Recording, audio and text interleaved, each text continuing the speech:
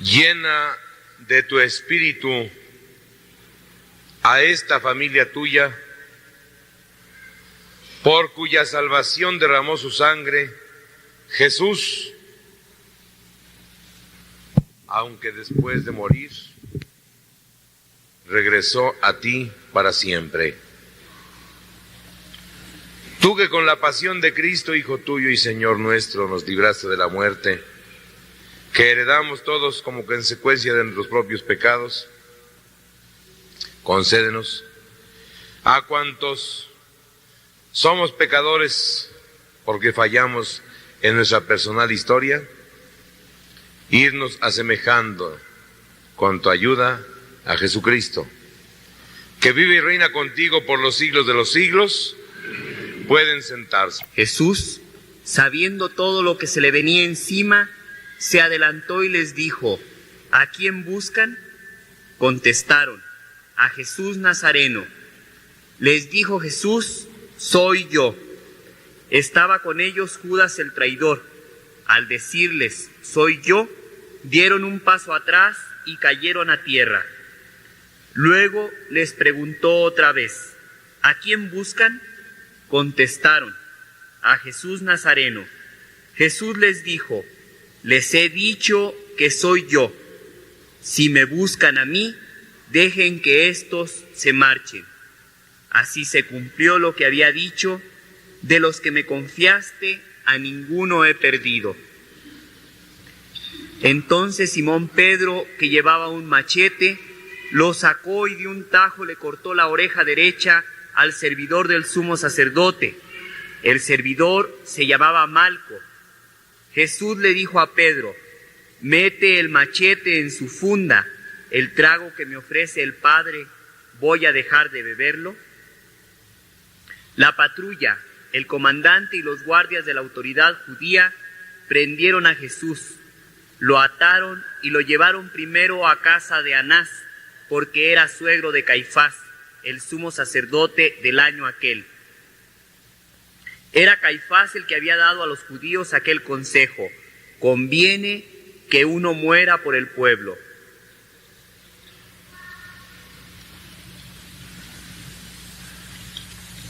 Guían a Jesús Simón Pedro y otro discípulo.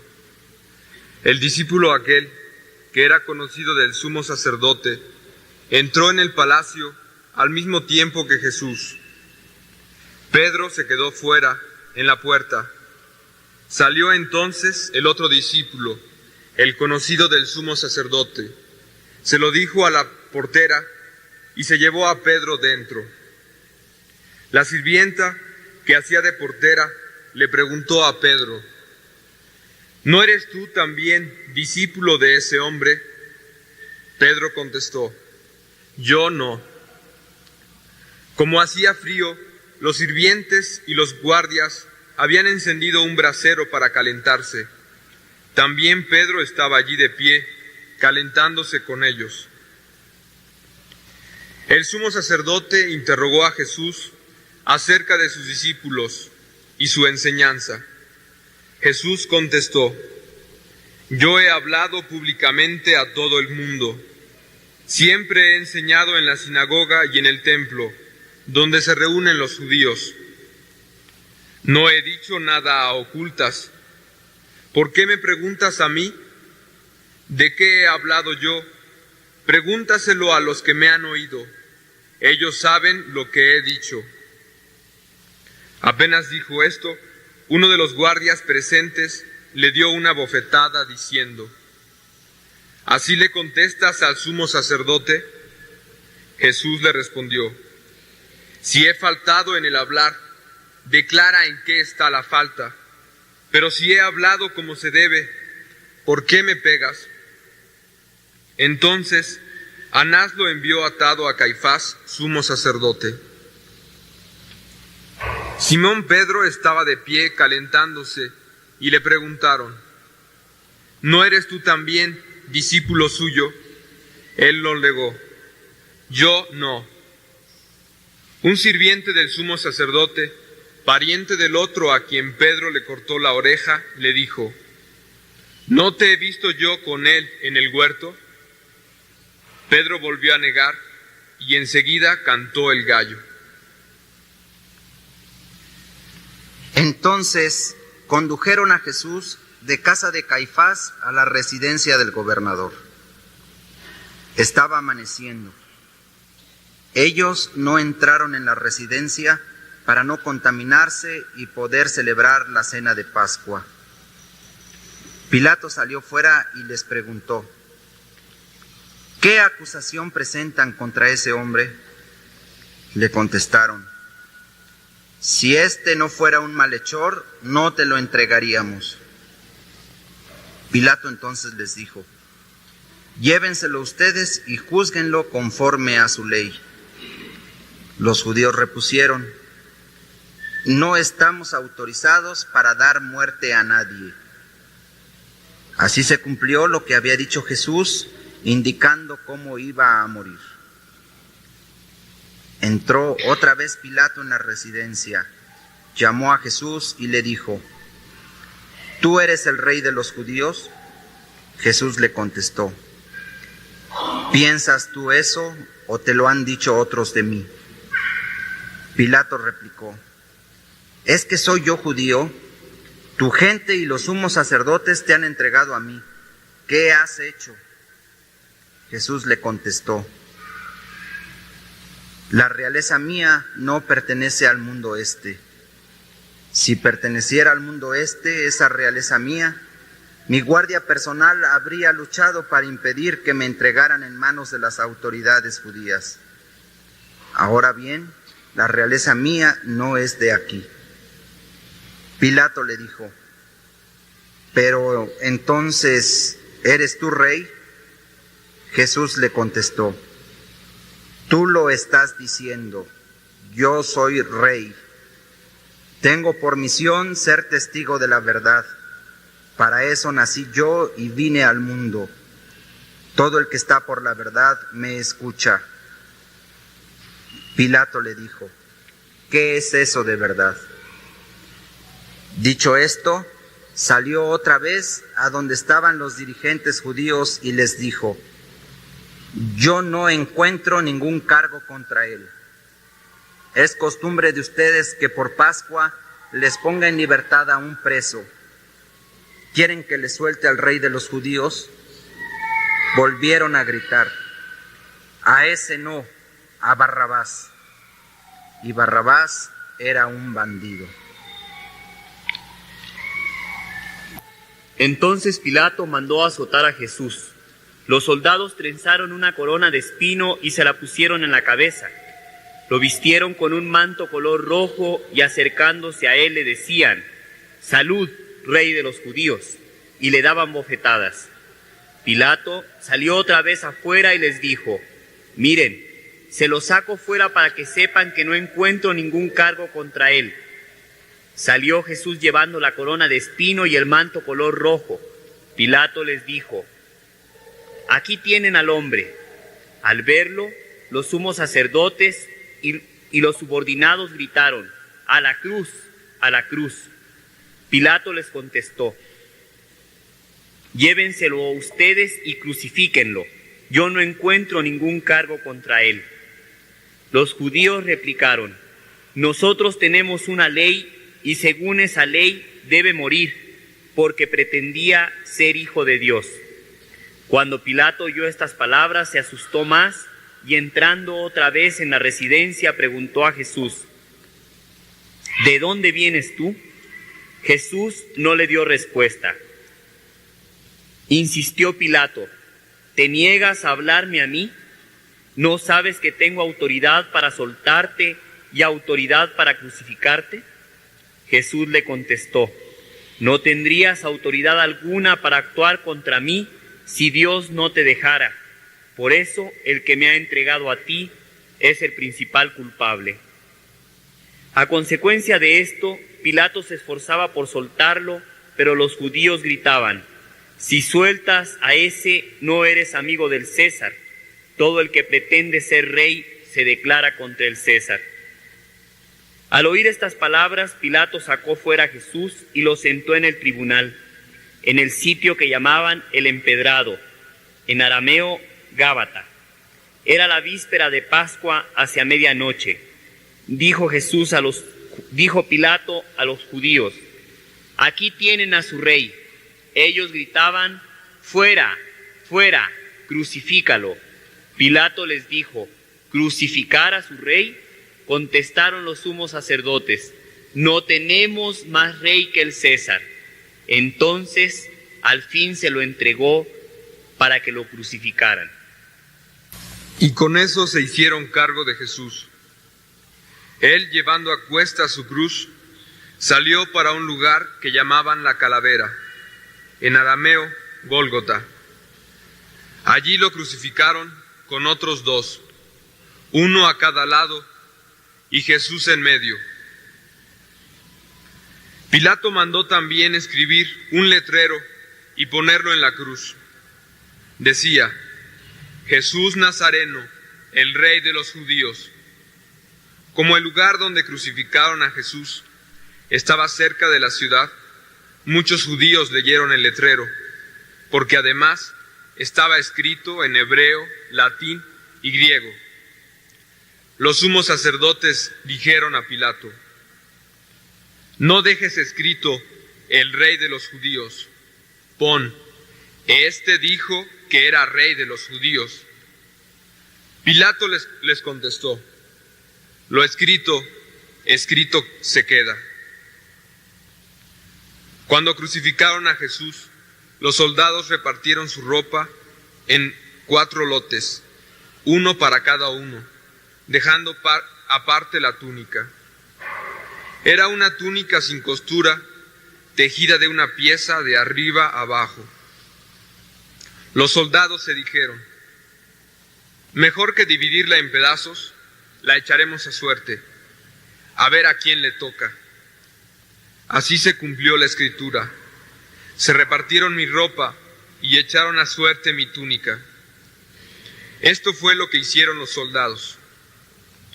Estaban junto a la cruz de Jesús su madre, la hermana de su madre, María de Cleofás, y María Magdalena. Al ver a su madre y a su lado al discípulo preferido, dijo Jesús: «Mujer, ese es tu hijo». Y luego al discípulo: «Esa es tu madre». Desde entonces el discípulo la tuvo en su casa. Después de esto, sabiendo Jesús que todo quedaba terminado, para que se terminara de cumplir la escritura, dijo: «Tengo sed». Había allí un jarro con vinagre. Sujetando a una caña de hisopo, una esponja empapada en el vinagre, se le acercaron a la boca. Cuando tomó el vinagre, dijo Jesús: «Queda terminado». Y reclinando la cabeza, entregó el espíritu.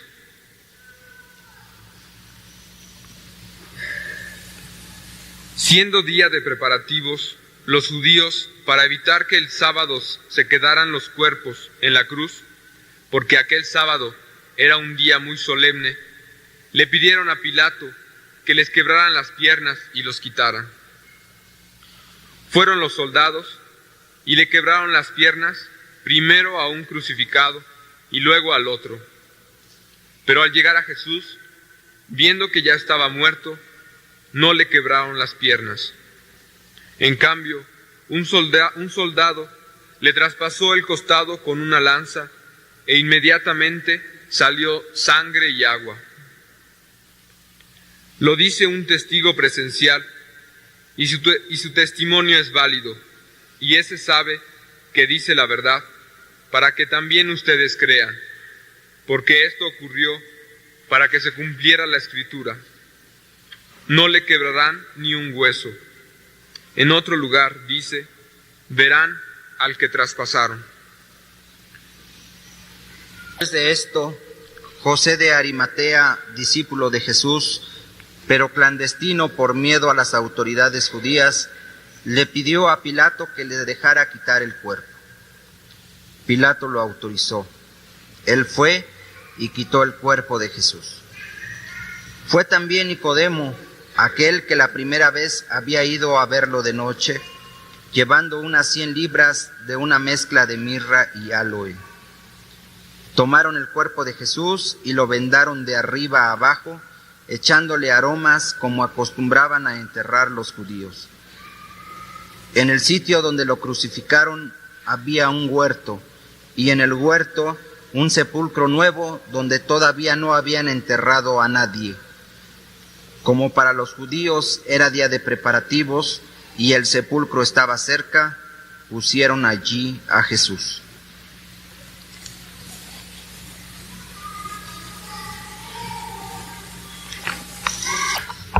Frente a nosotros, hermanos, tenemos la cruz de Cristo. Quedémonos un momento pensando en lo poco que hemos entendido este momento, este significado, durante 2000 años. Tal vez los únicos que entendieron el sentido de la cruz fueron los que vivieron más cerca de Cristo. Ellos no celebraban el Viernes Santo. Ellos siempre desde el principio celebraron la Pascua, el triunfo de Jesús. Ellos entendieron que su muerte era su triunfo, porque a través de su muerte había llegado a dar exacto testimonio de la verdad de sus palabras, y con eso concluía su vida y su misión entre nosotros. Y si a alguien le parece exagerado pensar que se triunfa por la cruz, piense un poco en sí mismo y verá que de alguna manera lo que ha logrado en la vida lo ha logrado a base de crucificarse, a base de sacrificarse, a base de aguantarse, a base de superarse, a base de no concederse cosas fáciles, a base de exigirse lo máximo. Y podríamos decir que quien no ha conseguido algo importante en su vida es porque no ha sabido sacrificarse. Pensemos en eso. No pensemos tanto en Jesús. Jesús realizó su misión con su palabra, con su vida, con su muerte. Pero a cada quien le toca realizar su propia misión. De nada nos sirve que Cristo muera si nosotros no morimos. De nada nos sirve que Cristo triunfe si nosotros a través de nuestra muerte no triunfamos. De nada nos sirve que Cristo sea capaz de realizar una misión inmensa si nosotros no realizamos nuestra propia misión. Por eso quedémonos un momento viendo la cruz en lo alto, iluminada, y pensemos cuán verdadero es aquel pasaje de la Escritura que dice: el que no es capaz de tomar su propia cruz y venir conmigo, no es mi discípulo. Pensemos que a lo mejor ya la venimos cargando, solo que en lugar de cargarla a fuerza, a rastras, a enojos, la carguemos con más entusiasmo, no porque el trabajo, no porque el esfuerzo, no porque el sacrificio traigan de por sí alegría, sino porque solo a través de ellos vamos logrando lo que tenemos en las manos. Vamos meditando, vamos cantando, y así homenajeamos a Cristo en la cruz, no doliéndonos, no llorando, sino diciéndole también nosotros, a nuestra manera, ya la hemos cargado y la seguiremos cargando, y triunfaremos como tú has triunfado, que eso es lo que significa triunfar con Cristo. No significa ir detrás de Él, simplemente aclamándolo, simplemente diciendo cosas hermosas. Significa caminar con Él y también logrando, como Él lo ha logrado, nuestra propia misión. Padres, esposos, hijos, hermanos, amigos, todas las relaciones humanas y todas las profesiones y todos los trabajos que se desarrollan en la vida. Piensen en su propia realización y gocen. El Viernes Santo es un día de gozo, no gozo externo como será mañana, sino el gozo interno, el más profundo, el más verdadero, el que motiva todo el gozo externo. Después de todo, sí somos capaces. Después de todo, sí podemos hacer grandes cosas. Después de todo, algo somos de cristianos. Después de todo, algo grande se va logrando en nuestra vida. Puede cantar el coro. El Señor se apiade, nos bendiga.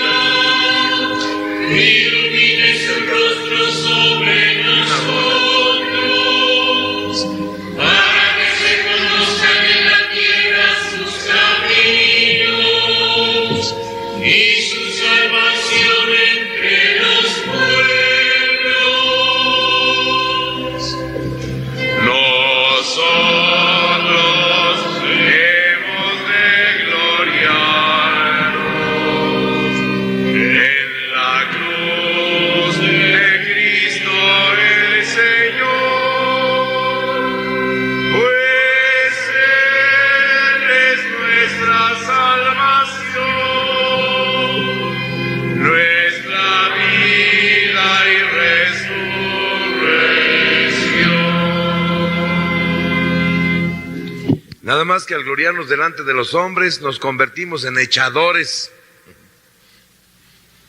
en habladores. No podemos hacerlo con tranquilidad porque tenemos miedo de que nos vayan a ningunear. Dice un escritor español que ese verbo ha sido un hallazgo del español hablado en México. No hay otro verbo en ninguna otra lengua que signifique mejor el desprecio de un hombre por otro, ningunear. Ahí estás, pero te trato como si fueras nadie. Ya había la frase clásica, eres un don nadie. Sí, pero todavía se oía como que era alguien. Pero ningunear significa destruir a la otra persona, desconocerla hasta lo más profundo de su ser. Y por eso cuando hablamos con los demás tenemos que gloriarnos, exagerando, atacando, y ahí es donde pierde todo significado lo que decimos. Por eso hay un dicho que dice que alabanza en boca propia es vituperio. Nadie va a reconocer lo que uno le pueda decir. Todos van a decir, se les está echando. Mira, ya no hallaba a qué hora decir lo que había hecho. Según él muy piadoso, según él muy buena gente, según él muy generoso, y ya terminó en lo que tenía que terminar, en estárselas echando. Y en esa categoría de echadores entramos todos, desde el Papa, los reyes, los emperadores, los presidentes, hasta la persona más sencilla que se atreva a comentar con otra que hizo algo. Por eso en este momento echémonoslas delante de Dios. Él no se impresiona con nada, al contrario, quiere que le digamos más cosas positivas, porque a veces nos duelen tanto las cosas negativas que tenemos la impresión de que no hemos hecho nada, de que no hemos logrado nada, de que no ha valido nada nuestra vida, de que vinimos inútilmente. Y si volteamos y vemos a las otras personas y vemos que son cientos, miles de personas, más tenemos la impresión de no ser nada. Pero delante de Dios sí somos alguien, delante de Dios sí hemos hecho algo, delante de Dios sí podemos echárnoslas, sin exagerar, sin falso pudor, sin falsa modestia. Digámosle a Dios lo que hemos hecho. ¿Cuántos aquí presentes fueron hijos de familias muy pobres y contra viento y marea salieron adelante? ¿Cuántas personas aquí presentes comenzaron su historia de matrimonios sin nada y contra viento y marea sacaron a sus hijos adelante? ¿Cuántas personas comenzaron la vida sin estudios, sin preparación y a base de empeño se fueron defendiendo? Y así podríamos citar tantas y tantas cosas, hasta los triunfos más exitosos de los profesionistas, el arquitecto que logró ganar en un concurso, el médico que hizo un descubrimiento para la medicina, el ingeniero, el químico, hasta esos descubrimientos, hasta esos éxitos que son los más aparatosos. Cada quien dígale a Dios lo que ha hecho, que al fin y al cabo esa es su gloria y esa ha sido su cruz, tan cruz que nos duele haberla pasado, y a cada rato cuando repasamos estos momentos como que volvemos a sufrir, pero sufrimos cada vez con más gozo, con más alegría, porque cada vez entendemos que esa es nuestra grandeza, porque no tuvimos tantos medios de facilidad, porque no tuvimos tantas ayudas, porque no tuvimos todo a nuestro favor. Por eso somos más grandes, por eso vale más la pena nuestra historia.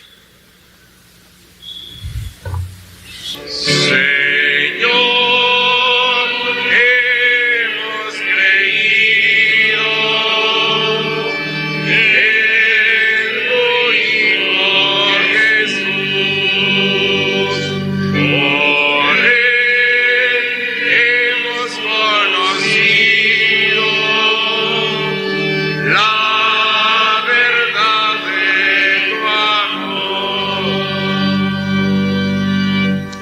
Cristo, anunciando su muerte, le dijo a Pedro: cuando eras joven te ceñías a ti mismo, o sea, te ponías la ropa tú y decidías a dónde ibas. Eso es lo que significa esa frase. Te ponías tu saco, tu corbata, e ibas a donde se te antojaba. Pero un día alguien va a venir y te va a llevar a donde a él se le antoje, a donde tú no quieras ir, sin corbata, sin saco. Te va a arrastrar y te va a molar. Diría alguien: bueno, pero si Cristo amaba tanto a sus discípulos, ¿cómo dejó que murieran? ¿Cómo dejó que sufrieran? Precisamente porque los amaba, los dejó ser grandes. Él iba a ser grande porque podía cumplir en su vida su palabra, pero no quería ser el único grande. Y por eso no les ahorró la muerte, por eso no les ahorró el trabajo, por eso no les ahorró el esfuerzo, porque quería que fueran grandes como Él, porque no quería reinar solo desde la cruz. Para burlarse de Él le pusieron a 2 ladrones junto,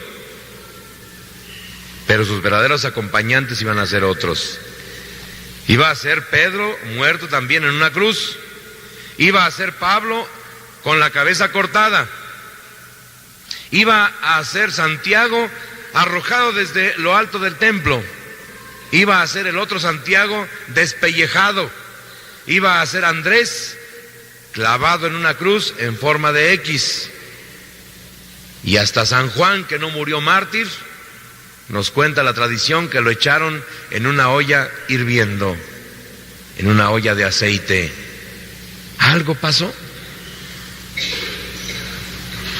No prendió la lumbre, el aceite no calentó, o a lo mejor alguno piadoso lo sacó antes de que muriera. El caso es que Juan no murió en el martirio, pero murió en el destierro, viejo, olvidado de todos. A veces es más duro vivir muchos años en el destierro y en el olvido que morir antes en la gloria, en el reconocimiento. No sabemos quién es más grande como mártir, como testigo. La palabra mártir significa testigo. Si Pedro en la cruz, si Pablo con la cabeza cortada, o Juan simplemente viejo y desterrado. Pero por eso no dejó Jesús que sus discípulos tuvieran otra vida, que la tuvieran semejante a Él, para que fueran semejantes a Él en la gloria. Por eso llamamos a nuestra iglesia católica, apostólica. Católica abierta a todos, para que cada quien vaya siendo capaz de ser testigo de Dios cuando pueda y como pueda. Y apostólica, porque los apóstoles son el fundamento de la iglesia en cuanto que acompañan a Cristo y son piedras angulares también de este edificio. Por eso Cristo no nos ahorra nuestros sufrimientos. ¿Dónde estaría nuestra gloria si todo se nos regala? ¿Dónde estaría nuestra grandeza si todo se nos facilita? ¿Dónde estaría la aportación de nuestra persona a la construcción del mundo? Y Dios se vale de tantos caminos y tan extraños para que suframos. A veces se vale de nuestra propia estupidez, de nuestro propio orgullo, de nuestra propia vanidad. A veces se vale de los que tienen autoridad sobre nosotros. A veces se vale de las circunstancias mismas de la vida. Alguien que no ve el semáforo y se pasa el alto y hace que otro coche choque y muera alguien para sufrimiento de tantas y tantas personas. Qué extraño es Dios. Pero en lo que no debe ser extraño es en el motivo por el cual no nos ahorra los sufrimientos. Que la grandeza del hombre no está en no sufrir, sino en dominar la vida y en hacer de los sufrimientos algo útil. Hermanos míos, A veces caemos en la tentación de querer ahorrar demasiado a los demás los sufrimientos. Los papás a veces quieren que sus hijos ya no sufran nada, para que no sufran como nosotros. Y en el fondo eso es egoísmo. Porque si los papás fueron grandes porque fueron capaces de luchar, ¿por qué los hijos no van a ser también grandes luchando? ¿Por qué los hijos van a tenerlo todo fácil, regalado? ¿Por qué no tienen que enfrentarse a la vida como los padres? ¿O será que los padres quieren decirles a sus hijos, yo sí fui grande, yo sí fui capaz de hacer esto y tú no? Entonces no seríamos más que unos egoístas. Cuidado, padres, cuidado, maestros, cuidado todos, cuidado, sacerdotes. Debemos iluminar el camino, debemos presentar una meta atractiva, pero no tenemos por qué facilitar el camino. Porque entonces querríamos hacer lo que no hizo Jesús, reinar solos desde la cruz. Nosotros sí tuvimos capacidad de sufrir y de esforzarnos y de luchar. Ustedes, generaciones que han venido después de nosotros, no son capaces. Y por eso les regalamos todo.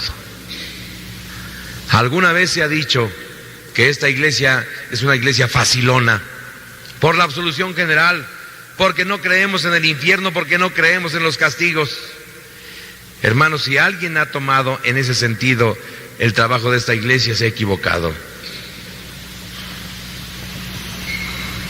Lo que queremos es que la verdad resplandezca más, que la meta sea más hermosa, el Padre Celestial, el Padre bueno. Y en todo caso no queremos que pierdan el tiempo en desviaciones, en cosas que no valgan la pena. Pero si les facilitamos un poco el camino en el sentido de que no tengan que pasar por ideas equivocadas, no tengan que pasar por situaciones molestas y bochornosas, es simplemente para que tomen con más entusiasmo el verdadero trabajo, el verdadero crecimiento de la vida y ahí se empeñen. Padres, gente adulta que de alguna manera tiene en sus manos la suerte, el destino de los niños, de los jóvenes. Si gracias al trabajo y al paso del tiempo las situaciones de ahora son mejores para los jóvenes, no les hagamos hacer creer que porque ya no tienen que luchar como nosotros, ya no tienen ningún quehacer que realizar. En todo caso, su compromiso es igual. Solamente que su trabajo no consistirá en conseguir la comida, en salir adelante a pesar de todo. En todo caso, su trabajo consistirá en crecer más. Porque al que más se le da, más se le debe exigir. Y al que más medios se le proporcionan, más metas y más altas se le deben presentar. No debemos de facilitar a nadie el camino como para que ya no tenga nada que hacer. En todo caso se le facilita el camino para que llegue más alto. Y jóvenes aquí presentes, no rehuyan el trabajo y el esfuerzo. No estén esperando de los adultos toda clase de comodidades para tener una vida facilona. Porque en todo caso le sucederá lo que le pasó a Judas. La diferencia entre Judas Iscariote y los demás apóstoles fue que Judas se decepcionó de Cristo. No quiso caminar por el camino que Jesús le presentaba, de esfuerzo, de trabajo, que se lo crea otro. Yo quiero un camino fácil de poder, un camino fácil de riquezas, un camino fácil de prestigio. Judas Iscariote no representa a un hombre malvado. Judas Iscariote representa simplemente a un hombre que no es capaz de superarse, de sacrificarse, de crecer. Judas Iscariote representa al hombre comodino de todos los días, que anda detrás de cualquier líder que le facilite la vida. pero que traiciona a ese mismo líder si no le cumple sus requerimientos, si no le cumple sus expectativas equivocadas. Digámosle a Cristo, gracias por permitirnos ser grandes. Y digámosle también que no vamos a cometer la equivocación, ni de andar buscando caminos fáciles, ni de facilitarlos, especialmente a los demás. No sea que no nos reconozcamos o no reconozcamos a los demás la capacidad de ser grandes como lo es Jesús.